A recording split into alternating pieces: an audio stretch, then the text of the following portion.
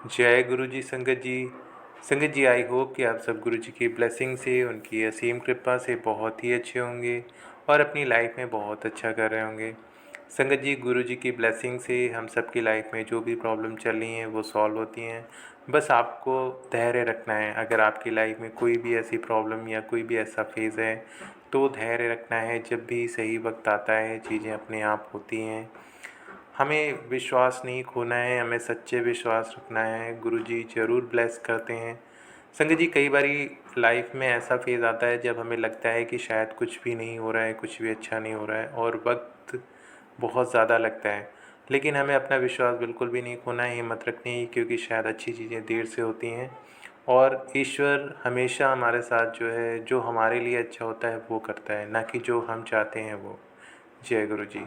तो आपको भी गुरु जी पर विश्वास रखना है, गुरु जी से अरदास करनी है, उनका ध्यान करना है, स्मरण करना है, मंत्र जाप करना है और गुरु जी से कहना है कि गुरु जी बस अपनी कृपा हम पर रखें, जिससे हमारी लाइफ में सारी चीज़ें अच्छी हों। जय गुरु जी। संगत जी, अगर आप अपना सत्संग मेरे साथ शेयर करना चाहते हैं तो मैंने वीडियो के डिस्क्रिप्शन बॉक्स में अपनी ईमेल आईडी दे दी है और मैंने अपना व्हाट्सएप नंबर भी दे दिया है। आप चाहें तो अपना सत्संग लिखकर या फिर ऑडियो रिकॉर्ड करके मेरे साथ शेयर कर सकते हैं। गुरु जी की कृपा से आपका सत्संग सभी संगत के साथ शेयर किया जाएगा। जय गुरु जी। संगत जी, आज का जो सत्संग है वो संतोष सुमन आंटी का सत्संग है। बहुत ही प्यारा सत्संग है। सत्संग ध्यान से सुनिएगा, क्योंकि गुरु जी कहते हैं सत्संग सुनना और सत्संग कहना दोनों से गुरु जी की ब्लेसिंग्स मिलती हैं। तो गुरु जी की ब्लेसिंग्स लीजिए, जिससे हमारी लाइफ की जो भी प्रॉब्लम्स है, हमारी लाइफ में खुशहाली रहे, हमारा परिवार और हाँ आप भी जो है हमेशा खुश रहें। यही गुरु जी से कामनाएँ हैं। जय गुरु जी। तो संगत जी, चलिए सत्संग स्टार्ट करते हैं। हम गुरु जी को 1984 से जानते हैं, जब मेरे पति को पहली बार उनके दर्शन हुए। ऐसा लगा मानो एक दूसरे को सदियों से जानते हों। यह संबंध अभी भी कायम है और यह कहना बहुत ही मुश्किल है कि रिश्ता एक गुरु और उनके शिष्य का है या दो करीबी दोस्तों का। हमारा हमेशा यह मानना रहा है कि गुरु जी हमारे गुरु हैं, इस बात के बावजूद कि उनके पास दिव्य और चमत्कारी शक्तियाँ हैं। गुरु जी के चमत्कारों के बारे में बता पाना मेरी क्षमता से परे है। वह इस पृथ्वी पर कुछ भी कर सकते हैं और उनके पास जो लोग शांति और उपचार के लिए आते हैं, गुरु जी उनकी आत्मा के बारे में बताते हैं। उनके साथ मेरे निजी अनुभवों के बारे में मैं उल्लेख करना चाहूँगी।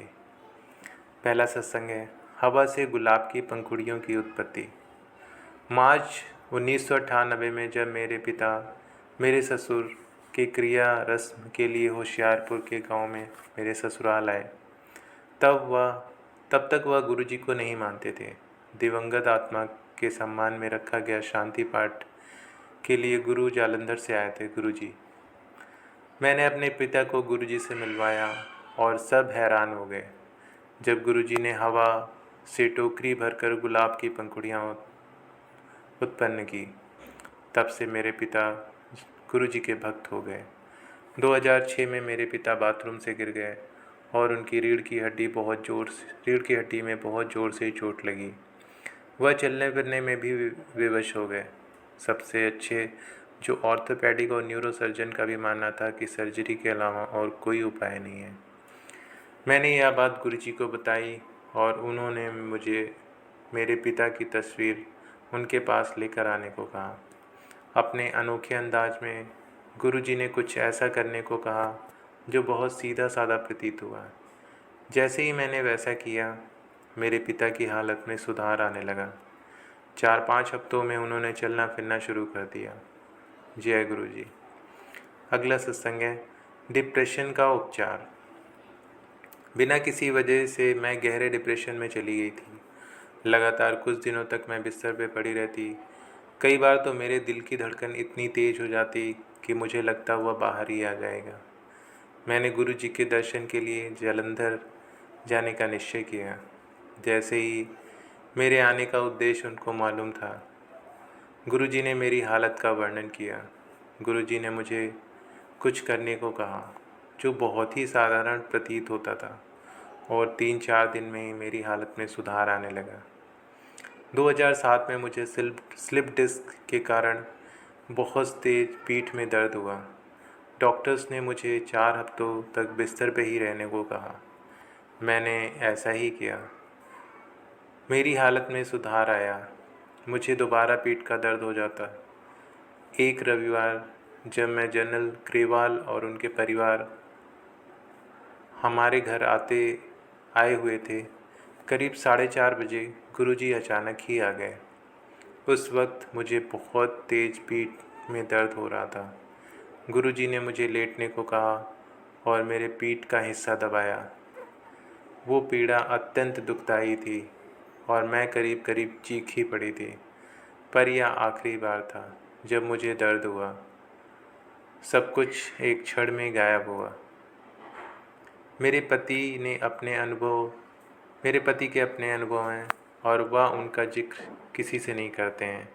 ना ही गुरुजी ने उन्हें वह किसी को सुनाने को कहा है।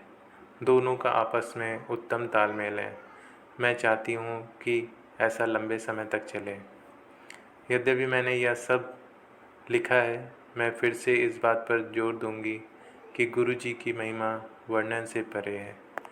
जय गुरुजी, शुक्राना गुरुजी। तो संगत जी, आपने देखा कि गुरुजी अपने भक्तों पे कैसे कैसे कृपा करते हैं। उनकी कृपा अपरंपार है। संगत जी, हम शायद सोच भी नहीं सकते वो गुरुजी कर सकते हैं।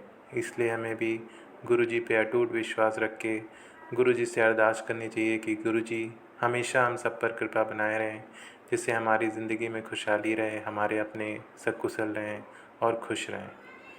जय गुरुजी, शुक्राना गुरुजी, अनंतम अनंतम शुक्राना गुरुजी। जय गुरुजी संगत जी।